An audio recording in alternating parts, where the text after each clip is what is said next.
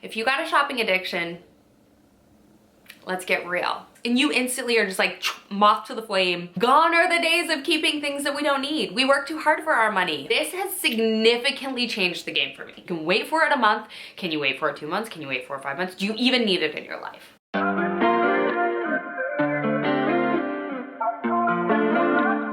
Hello you guys, welcome back to my channel, or welcome to my channel if you are new here. Today I'm going to talk about a problem that I feel like I've struggled with a lot, and I'm sure some of y'all have as well. And it is overconsumption, easily influenced, overspending, shopping addiction. So this video, I'm gonna get real. I'm gonna talk, and it kind of doesn't make sense, right? Because you'd be like, girl, you make your living talking about products and selling them to people. Yes and no. I only want you to buy something if it really fits into your lifestyle, the same way I choose to buy and spend my money as well. My job is to kind of weed through some of the crap for you guys before I tell you what I actually like, so that you can make a well-educated purchase if it fits for you. So I'm going to talk about kind of how to determine those things, where I start if I feel like I'm just getting overwhelmed, over consuming, being super easily influenced, where I see something and I run to Amazon right now, or whatever the case may be. I want to talk about it with you guys because I do really think it's a real problem, and there's just no need in the market that we live in to be doing those sort of things. And with the economic environment that we're in right now, I think we need to get real about overspending, and kind of identifying some different solutions that we can work on to control those sort of urges and whatnot. So I've got my phone, I took some notes, and I think these will be really helpful. I would say when I was in college, struggled with a serious shopping addiction for about 3 months. It was bad. It was bad. I was going through some other things in my life at that time, so I kind of compared the two together, but I will even notice now, I mean, you guys know I buy a lot of different things and whatnot, but I've definitely got a lot more, like I'm real with my finances now, but I still have moments where I get caught up in it as well. So I kind of want to share with you my tips, my tricks, and all the things. So if you got a shopping addiction, let's get real. Let's talk about it. That's the only way to figure it out. So I want to talk about some of my tips, my tricks, my steps to get through it. So first of all, I always, like, when I'm scrolling Instagram, scrolling TikTok, scrolling whatever, YouTube, whatever, like, when I have the urge to be like, oh my God, I need that. I need that. Like, when you just see like those things on TikTok where it's like my recent Amazon purchases, or purchases that have changed my life, or so on and so forth, and you're like, instantly go and check out Amazon. It's like, first of all, let's identify who is even recommending this product to you. Do you know this person? And I mean, like, you don't know me in real life either, but like, do you trust this person? Or did this person simply go onto Canva and create a little template full of things from Amazon they might not have even ever purchased, they might not have ever shown how it works, and you instantly are just like moth to the flame, moth to the light, like instantly go and buy it.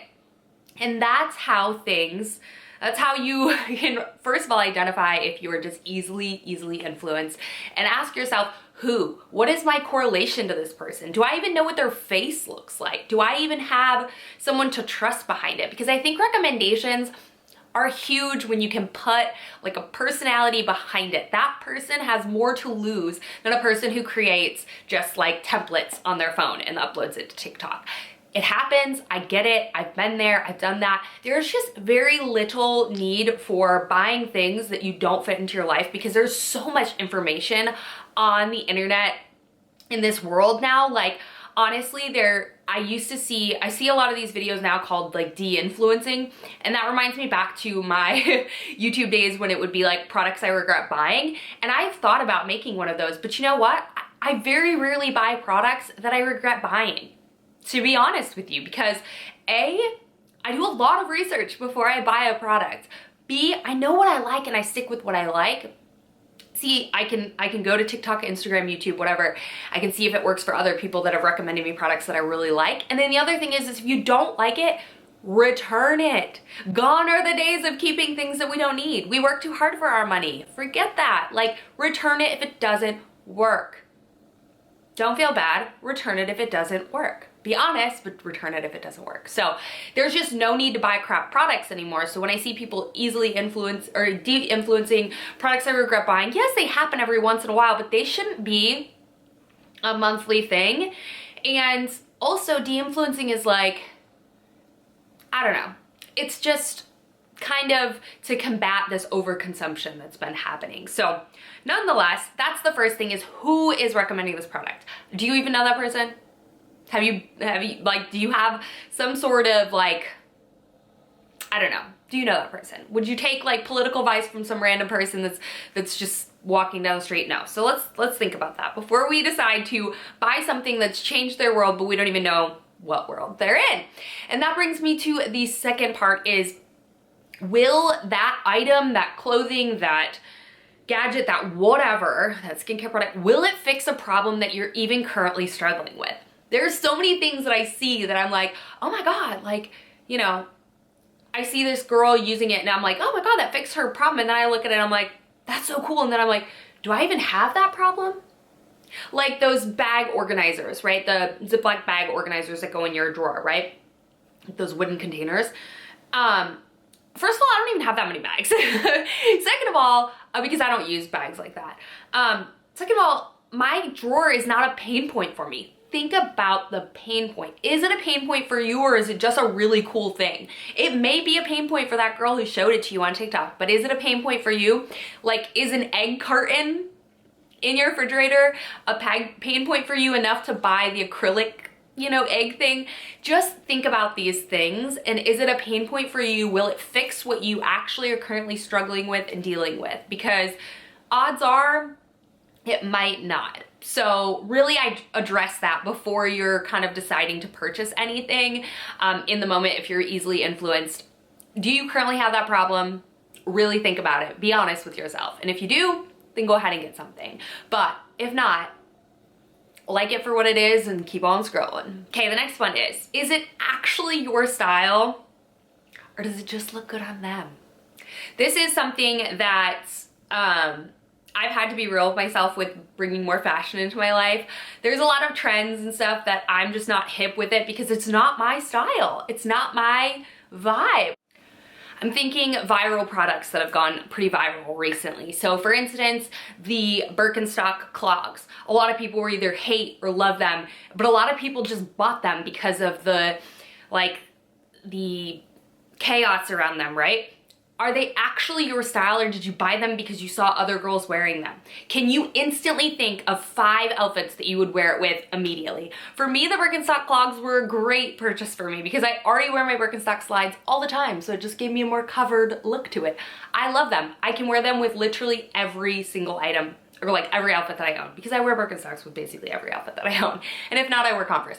So really think about it. Can you create outfits, or would you need to buy a whole nother, like the rest of the outfits to create that outfit? Then it doesn't make sense for you, okay? Trendy items are fun and they're cool and all of this, but like really think, is it going to like add to your wardrobe, or is it going to create more wardrobe? You know what I mean?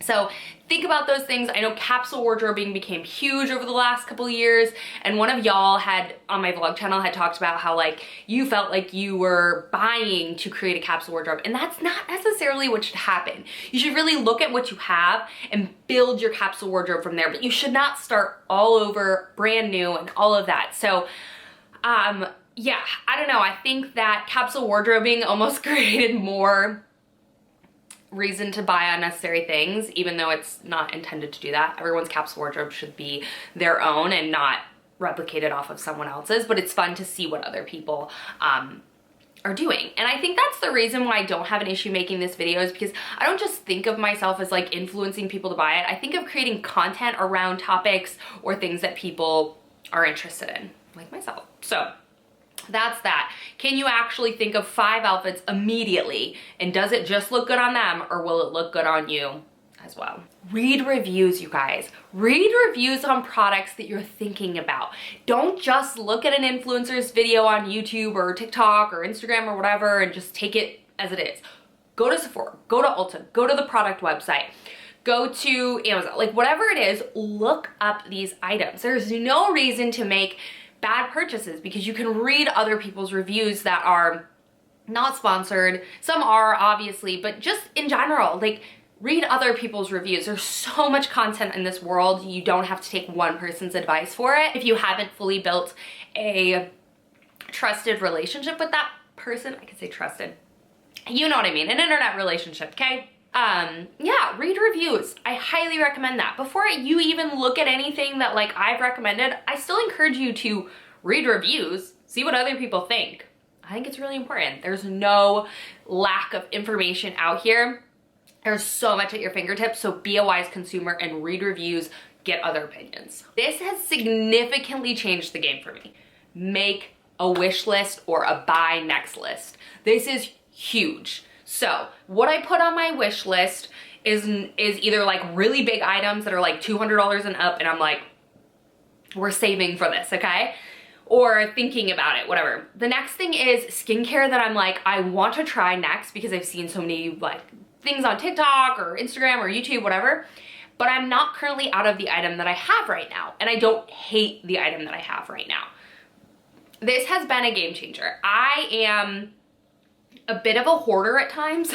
I would find myself just buying that new product and not finishing what I currently have, and then it goes bad. And there's nothing wrong with what I'm currently using. I like it. Now, if you don't like it, that's a different story. But if you like it, finish it and then move on to the next. You can buy the next one like a week out, but like finish what you currently have before buying the next. Unless it's a product that you're already like if you know you're gonna repurchase it, cool. But I have a solution for that as well to not overspend. But creating a wish list for these products, like for instance, some things that are on my current wish list, I have a want to buy note section.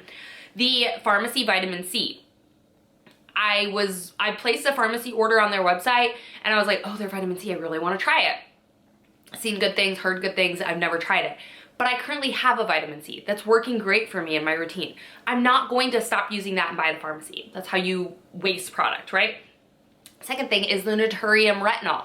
I really want to try it. It's really not expensive, but I have retinol currently in my bathroom. So why buy a new one when I have one that's perfectly working for me? So it's on my want to buy. When that product runs out, I reference this list and say, do I still want to buy this? Or was it just like a product that I would have purchased right away? Or do I still want to buy it?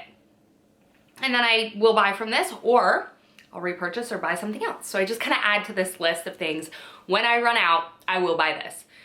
Other thing, Better Greens. It's like a caffeinated greens powder to switch. I want to swap it out with my pre-workout that I currently use from Alani Nu. Now I still have probably about a month's left of Alani Nu, so I'm not gonna purchase this yet, or else I will just end up with a pantry full of random things. You know what I mean? So just kind of, you can use it for any aspect of your life. Next, oxygenated bleach. I saw this thing on Instagram about this girl who started using oxygenated bleach to bleach her towels and her whites, and it's so much better than regular bleach. Again, I've got a whole thing of bleach still. I'm not gonna stop using it. I'm gonna continue using it until it runs out. And then the next thing is Ghost, like the Ghost protein powder and the flavor Chips Ahoy. I wanna try it so bad. Well, I get it from my gym, like the pre-made shakes.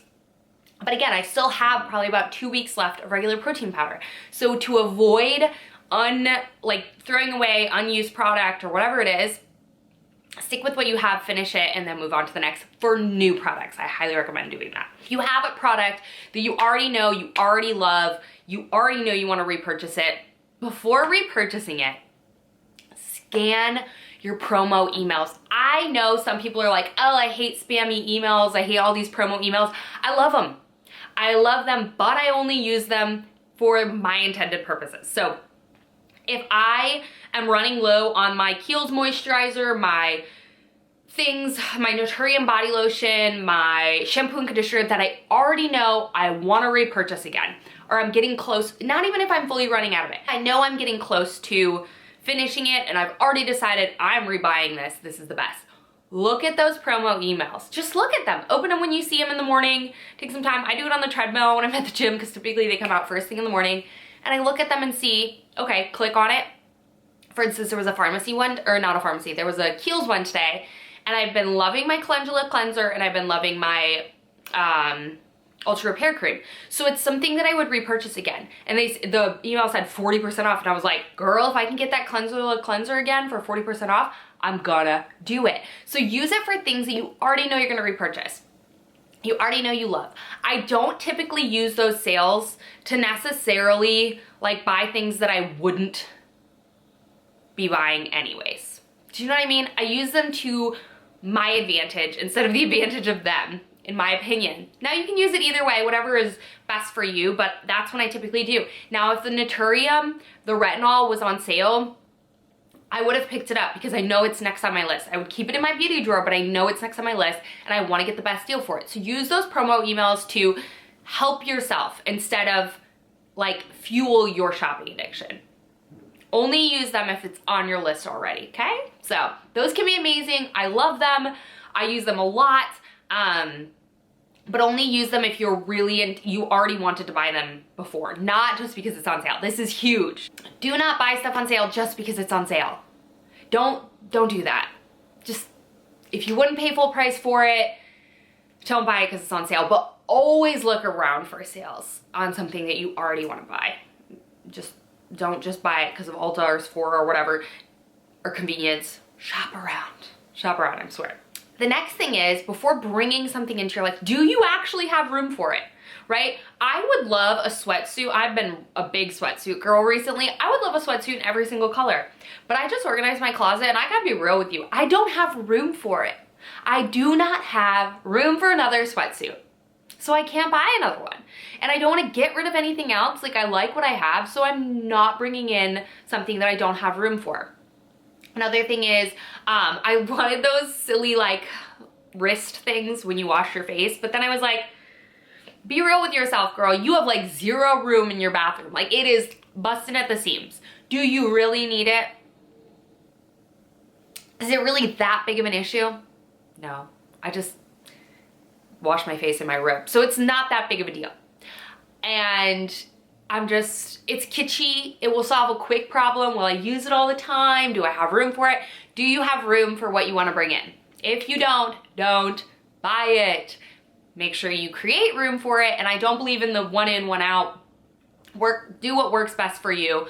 But do you actually have space? Do you have space? Because if not, you're adding things to your wardrobe that are taking up and like cluttering your stuff so you can't even see everything that you have. So make sure you have space before you bring something new in. Okay, and then my last thing is I see so many people talk about this and they do what is called no buy, January, February, March, whatever. No buys. I think that doesn't really address the problem. It puts a Band-Aid on it, you don't spend for a month, but you're constantly thinking about all the things you want to. So then when it's over February and March hits, you just start over consuming again. I think to resolve that issue, identifying those things that I did, making a list, really asking yourself those questions before you purchase off of your list.